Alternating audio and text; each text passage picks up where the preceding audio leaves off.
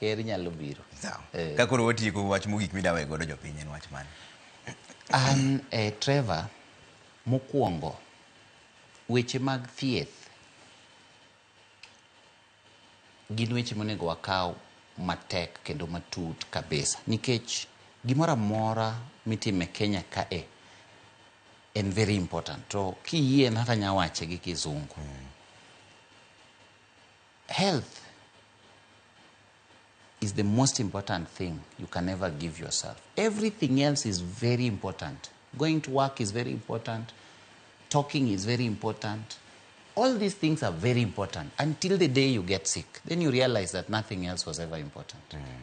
Chieng makori tuo, ibo fwenyo ni onge gima ne bere kabisa molongi mani. Emo miyo an kabet kae.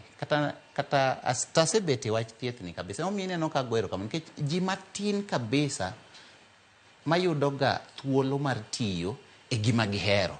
Igene anayudo thuolo mar tiyo e gima hero. Koro weche mag ngimani walose, gwenge wa ok dhi maber.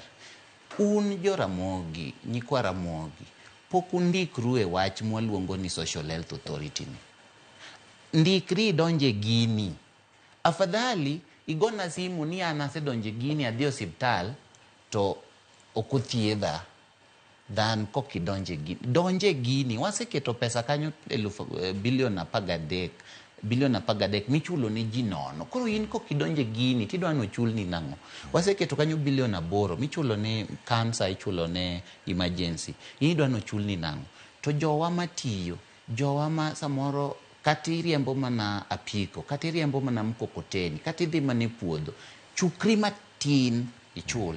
Nikech thieth to gi ngima e gima berie moloyo Kenya ka. E gima berie moloyo minyalo bet go, onge gimoro kendo mane ber molomo. Kata mana an Oluga. Ko ka ngima kata tijni ok miya. Erokamano. Mane kama wadhi we chenro ni Dr. Oluga en jagoro mongirore migawo mar thieth, owacho maber ni tarik 17 gi tarik 18 orwaku te dala mar Uyoma